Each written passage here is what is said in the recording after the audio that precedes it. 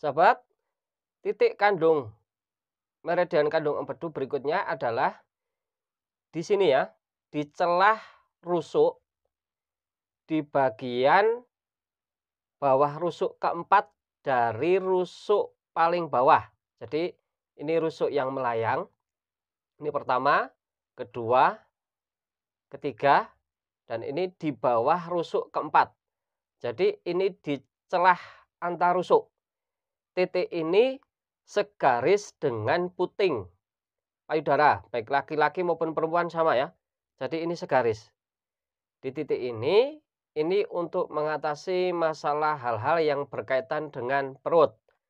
Baik orang yang mengalami masalah dengan gangguan batu empedu, orang yang mengalami masalah dengan fungsi hati dan organ-organ di sekitar area ini ya. Jadi secara fungsi ini banyak sekali.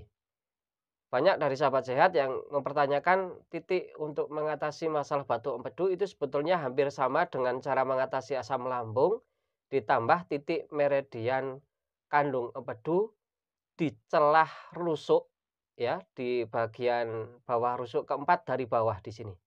Jadi ini di celah rusuknya ya, bukan di bagian perut. Jadi ini ujung rusuk, ini celahnya. Berapa lamanya kondisional tinggal disesuaikan. Pada bagian ini biasanya ditemukan rasa nyeri.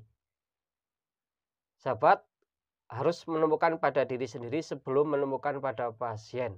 Sahabat, titik berikutnya itu di sekitar rusuk. Kalau ini di titik di bawah rusuk nomor 4 dari atas ya. Jadi kalau dari atas ini di bawah yang nomor 4 ya, di celah rusuk. Titik ini dengan puting, ini puting payudara di sini, ini lebih ke atas ke samping. Di bagian titik ini berfungsi ketika orang mengalami jatuh posisi terentang, kemudian dadanya sesak. Pada bagian ini, titik ini bisa kita tekan. Biasanya akan menemukan rasa nyeri atau orang yang sesak nafas apabila di seluruh jalur meridian paru, lambung dan juga meridian usus besar bagian dalam ditekan tidak menemukan masalah. Pada bagian ini biasanya orang yang mengalami sesak nafas atau nafas pendek ini sakit. Titik ini ditekan biasanya akan menemukan laktat. Berikutnya titik meridian kandung empedu yaitu di celah otot.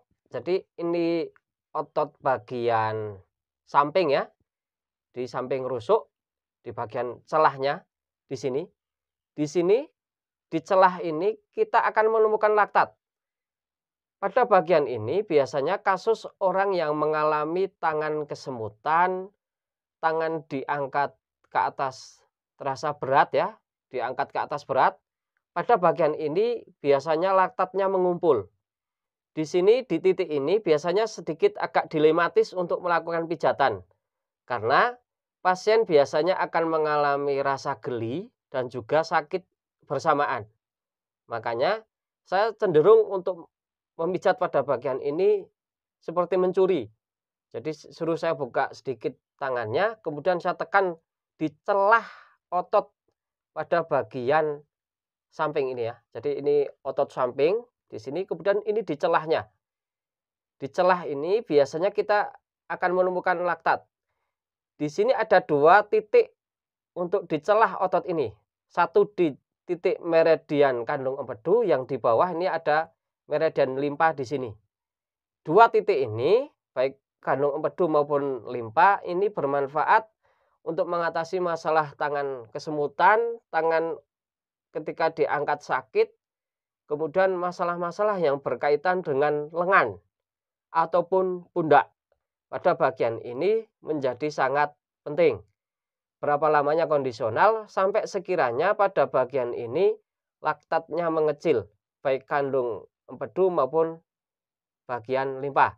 Tapi yang terpenting cara menemukannya adalah di celah otot. Di celah otot pada bagian meridian kandung empedu ini sangat penting untuk tangan-tangan yang mengalami tenaga hilang, atau ketika orang sakit stroke atau tangan kelelahan tidak bisa diangkat.